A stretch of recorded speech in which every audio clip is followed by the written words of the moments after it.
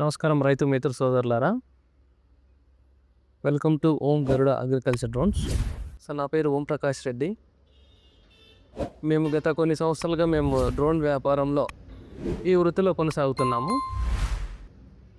ఈ వీడియో చేయడానికి గల ముఖ్య కారణం వచ్చేసి చాలామంది కాల్ చేసి సార్ ఏ డ్రోన్ తీసుకుంటే బాగుంటుందని అడుగుతున్నారు.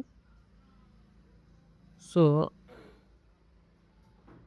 X6+, X8, X9 ఇప్పుడు మార్కెట్లో మనకు అందుబాటులో ఉన్నాయి.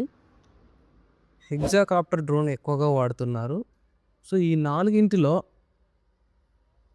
X6+ 10 లీటర్ కెపాసిటీ, X8 వచ్చేసి 16 లీటర్ కెపాసిటీ, X9 కానీ X9+ కానీ 30 లీటర్ కెపాసిటీ డ్రోన్స్ ఇవి. అయితే మనం ఏం చేస్తున్నాము అంటే X8 డ్రోన్ 16 లీటర్ కెపాసిటీకి 10 లీటర్ ట్యాంక్ ఫిట్ చేసి స్మార్ట్ బ్యాటరీస్ కానీ చిన్న 6 సెల్స్ బ్యాటరీస్ కానీ వాడుకోవడం వల్ల మనకు బెటర్ మైలేజ్ తోటి పర్ఫార్మెన్స్ ఇస్తుంది. ప్రతి 100లో 90 డ్రోన్స్ X8 మేము ఎక్కువగా రికమెండ్ చేస్తున్నాము. ఆల్రెడీ అనుభవం ఉన్న పైలట్స్ కూడా X8 డ్రోన్ ఎక్కువగా ఇష్టపడుతున్నారు.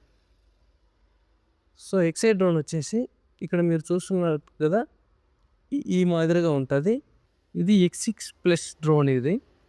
సో ఇది 10 లీటర్ ట్యాంక్ కెపాసిటీ డ్రోను. దీనికైనా మనము స్మార్ట్ బ్యాటరీ వాడుకోవచ్చు, లేదా 6 సెల్స్ బ్యాటరీస్ ఏవైనా వాడుకోవచ్చు, ప్రాబ్లం లేదు. సో ఈ డ్రోన్ అనేది తక్కువ బడ్జెట్లో మనకు సేమ్ ఇన్కమ్ క్రియేట్ చేస్తుంది. బట్ బ్యాటరీ మైలేజ్లో కొద్దిగా బెటర్ అని నేను చెప్తాను X8 అనేది. సో మళ్ళీ మనము X9 కూడా చూద్దాము. సో ఇప్పుడు మనము X9 డ్రోన్ చూస్తున్నాం కదా, దీని యొక్క పర్పస్ ఏంటంటే దీనికి కూడా మనము 10 లీటర్ ట్యాంకే ఫిట్ చేసి ఉన్నాము. సో దీని ద్వారా మనకు బ్యాటరీ మైలేజ్లో బెటర్గా వస్తుంది. సో X9 తీసుకోవాలని అనుకునే వాళ్ళకు చిన్న అడ్వాంటేజ్ ఏముంటుందంటే ఫర్దర్గా మనం ఎరువులు చల్లుకోవడానికి ఒక 30 kgs వెయిట్ ట్యాంకు మనం దీనికి ఫిట్ చేసుకోవచ్చు. సో ఇది మనకు ఎక్కువ పొలాలు ఉన్న వాళ్ళకు రికమెండ్గా నేను చెప్తున్నాను. తక్కువ పొలం ఉండి ఓన్లీ పిచికారీ చేసుకునే వాళ్ళకు ఇది బెటర్ కాదని చెప్తున్నాను. X8 లేదా X6+కు వెళ్ళొచ్చు. ఇప్పుడు దీంట్లో మీకు ఏం క్లారిటీ అర్థమైందంటే ఈ 3 డ్రోన్లు ఉన్నాయి కదా. సో దీంట్లో X6+ వచ్చేసి మీకు తక్కువ బడ్జెట్లో వస్తుంది, సేమ్ పర్ఫార్మెన్స్ ఉంటుంది. మనకు DGCA అప్రూవ్డ్ డ్రోన్ వచ్చేసి ఈ డ్రోన్కి మాత్రమే వస్తుంది, X6+కి మాత్రమే. X8 కానీ X9 కానీ DGCA అప్రూవ్డ్ ఇవ్వరు. మనకు డ్రోన్ క్రాష్ అయినా కూడా ప్రొపెల్లర్ కానీ ఆర్మ్స్ కానీ స్టాండ్ కానీ తక్కువ బడ్జెట్లో మనకు అయిపోతుంది.